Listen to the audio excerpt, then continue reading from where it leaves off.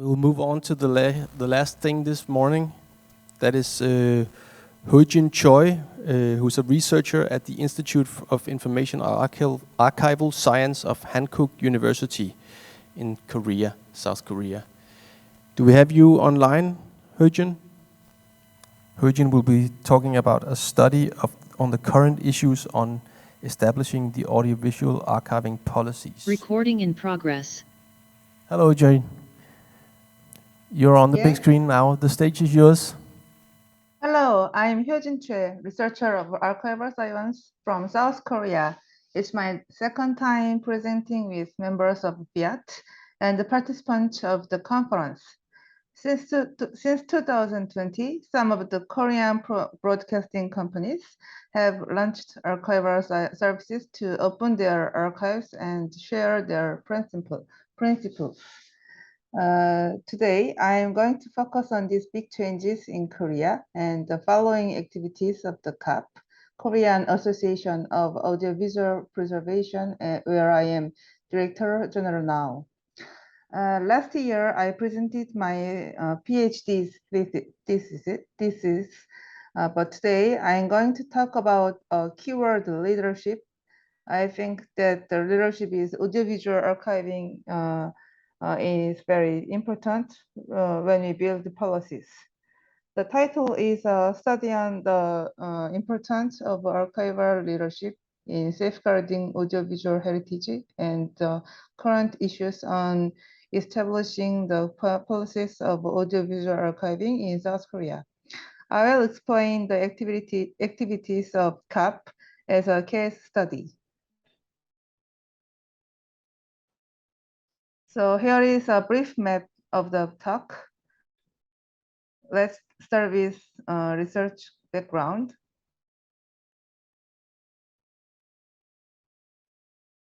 So as some of you may know, BTS, a global K-pop group, Hallyu, which means Korean wave, is getting bigger now. With the rapid growth of the Korean media industry since the 90s, interest in archetype of Korean pop culture is growing internationally. International and domestic public pay attention to various types of cultural content produced in the past by Korean broadcasting companies. So far, YouTube is the only solution. It's the only platform that people can access Korean classic drama and pop music produced in the past by main broadcasting companies. As you can see a graph on the slide, all views and subscribers of YouTube official channels organized by Korean broadcasting companies are continuously increasing since April 2021. Even KOFA, Korean Film Archives, uses their YouTube channel to present Korean classic Korean old movies, which are restored or digitized. You can watch Snowpiercer clips on YouTube with the link I put on the slide, directed by Bong Joon-ho, and its preservation themes, the last illegal deposited film in Korea.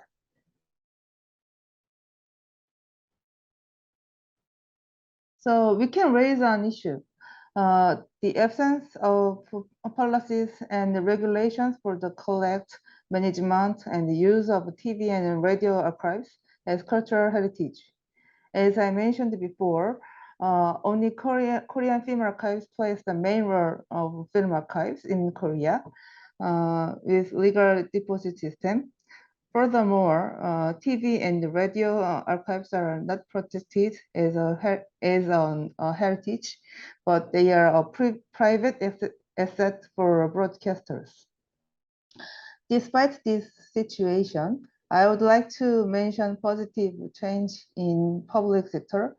KCC, Korean Communications Commission, one of the main regulatory agencies for Korean broadcasters, recently started some research projects to build an audiovisual archive safeguarding TV and radio heritage.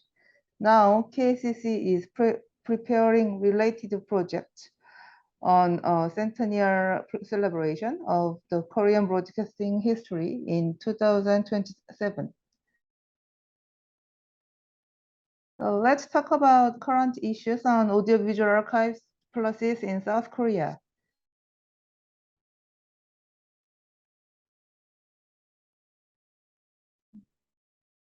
Weekend audiovisual archives divide in 3 groups here in Korea. Public institutions and broadcasting companies, and lastly, individuals, private sectors. First, public institutions are the main role of policymaking in collect, management, and use of archives. Broadcasters use their own archives for in-house production. Or recently, they uploaded their old clips on official YouTube channels. Some of them have launched paid services like archive sales platform, or a subscription, or IP photo and video sales. And recently, some public broadcasters have started free services by using their archives. Another group is individual collectors and private sectors. Private enterprises in entertainment industries have their own archives like HYBE, who made BTS.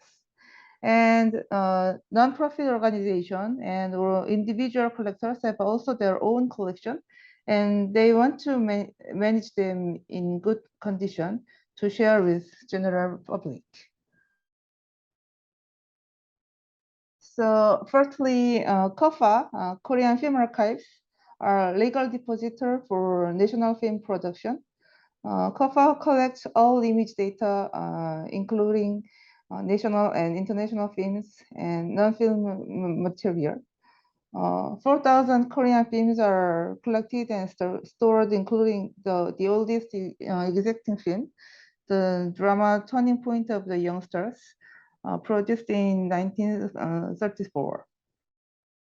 Let's talk about broadcasters' archival services. KBS launched in March 2022, so this year. Each archival services, KBS BADA. BADA means see and download in Korea. It's a video sharing platform, open and free access of selected archival clips edited from KBS archives. The platform is modeled on BBC Creative Archives in 2006 and NHK, so Japanese companies, creative libraries in 2010. Individual creators can make films by downloading and editing the clips on archives. MBC, Muna Broadcasting Corporation, started to organize an archival sales platform in 2015, which is the first one in Korea. It is business-to-business services and archive sales with 230,000 items. It's very useful for creators, educators, researchers, business, etc. So different from main broadcasters, local broadcasting companies, around 30 companies, are struggling because of the difficulties to manage their own collection. Local broadcasters own their collections conserved in analog and digital media because of lack of technicians or technical infrastructure. So they have difficulties in digitalizing many of old media like 60mm film or 1-inch videotapes, SD or HD videotapes, etc. Even their digital archives need more infrastructure, such as disaster recovery system or human resources, technical and financial support.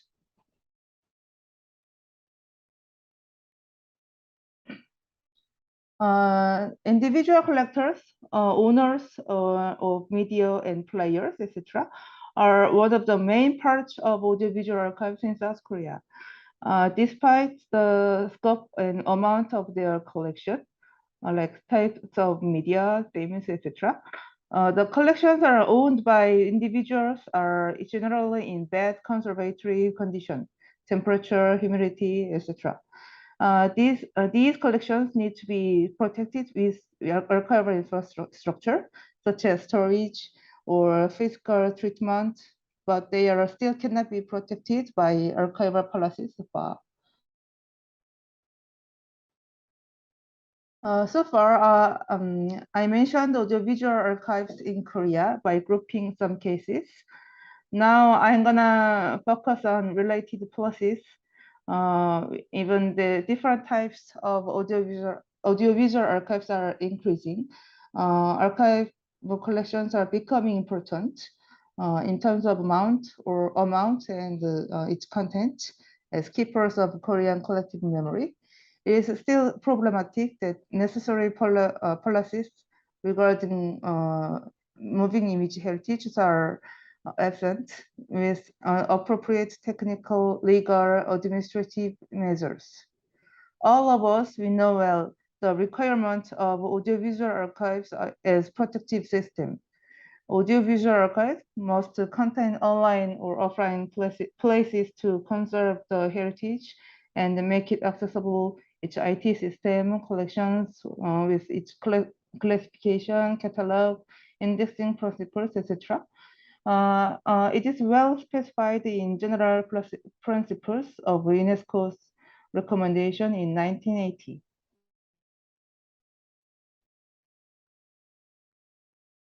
We can point out several problems of policy making, but I focus on the law and some guidelines in Korea.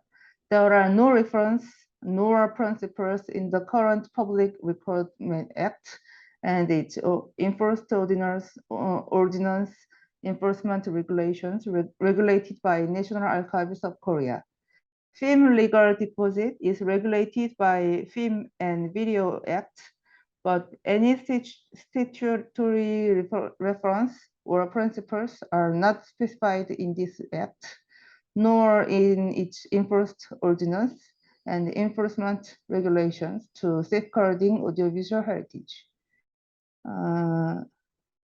Manuals or guidelines for audiovisual archive management are not enough for public institutions, broadcasters, nonprofit NPO organizations, or enterprise individual collectors.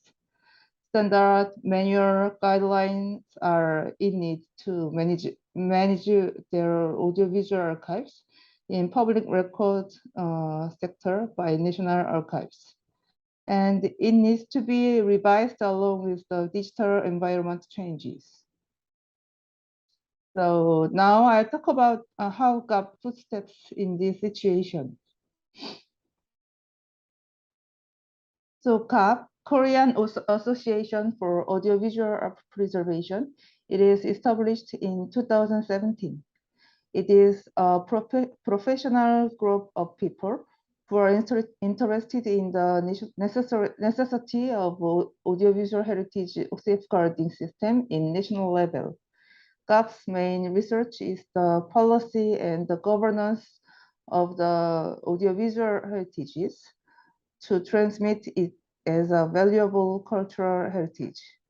Its current agenda is found on institution, and its ultimate goal is building a competent collection and the preservation methodology of the Korean audiovisual heritage. So since 2017, GAP continues to do their activities in various ways. On 27 October 2019, GAP organized the first ceremony of UNESCO's World Day for Audiovisual Heritage. We organized the symposium, screenings, exhibitions, etc. The GAP's regular activities are online networking with pandemic with COVID-19 with Facebook, and the monthly offline gathering. So we gathered every month. Since 2019, GAP continues to organize the World Day for Audiovisual Heritage each year. Last year, even if pandemic, we gathered online to debate on the public use of broadcasting and audiovisual content produced in major broadcasters. So this year, since 2022, GAP started some activities by organizing some working groups. Junior board, one of the special working group with young youth members, is now working for translation, the guidelines and manuals.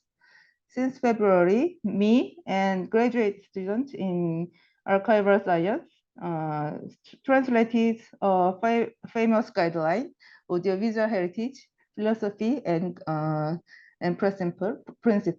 This image you can see. Published in 2016 by Dr. Ray Edmondson. We collaborated with Notion, a co-working tool. And you can see we are making a terminology in Korean language on audiovisual archives. We plan to finish this work, the first draft in the end of the year. In June, GAP organized a screening event. It was a joint opening with Korean Film Archives and other related associations. Last summer, July and August, GAP organized its first workshop program on photo archiving. The curriculum contains the concept of digital literacy, knowledge, or storage metadata cataloging, so that can help to manage the best amount of photos. It was also a joint project with Seoul Lifelong Education Institution, which is public institution. Now GAP is preparing a special event with Korean Film Archives on 27 October. We are screening in Cinematheque Kofa, a film the living record of our memory, directed by Ines Tuaria, released last year. We'll have a professional talk with film archivist in Korea after screening. So here is the evaluation of GAP's activities and what we have to do in the future. First, we are focusing on the social education of concept audiovisual heritage with the end of this event of World Day for Audiovisual Heritage, or workshops and training. And the GAP has proposed policy recommendations on safeguarding audiovisual heritage by participating in public research projects. GAP submitted an expert opinion on the modification of digitalization standard in 2018 to National Archives. And GAP continues to identify social needs for archival services and some of the model of public archives. GAP may have social tasks to safeguard the audiovisual heritage and to transmit to young generations. We are planning the alternative archives for individuals, which is its name is Social Memory Archive Project in the near future. Finally, let's dive into my conclusion. So I want to finish my talk by mentioning a keyword: leadership.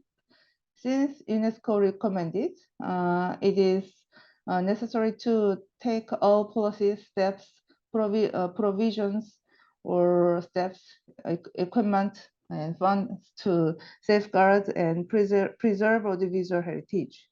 South Korea is not prepared to perform these tasks, but several public institutions are approaching to these steps. In the meantime, members of COP have recognized the importance of audiovisual archival leadership, even though COP is not the only people of policymaking. Those who are concerned about the risks of national audiovisual heritage voice their opinions when the policies are absent or inappropriate. COP Experts Group in Audiovisual Heritage Management will continue to build concrete archival leadership even after a public institution is built. So thank you very much to listen to my presentation. Thank you. Thank you very much for that presentation. Do we have any questions here? Thank you. Well, I was just thinking one thing. Are there in South Korea any... can you hear me? Can you hear me? Yes, I hear you. Are there in South Korea any national initiatives on digitizing old formats? I'm not sure you touched this in your presentation. Yes, it is. There is National Archives of Korea, and there is infrastructure for digitizing the videotapes and films. And Korea Film Archives also, they have many of techniques and infrastructure for that. But it is very limited to the for digitize the many of tapes. Yes. Okay, so what is how much is digitized of the archives? You know this? Sorry, how much? How much percentage of old formats are digitized nowadays? I don't know very well, but KBS or MBC, like broadcasters, are digitized 100%. But I don't. I think it is few digitized, but it's not calculated by percent. Okay. If there are no other questions here, then thank you very much, Eugene, and sorry for the delay. Thank you very much. Yeah.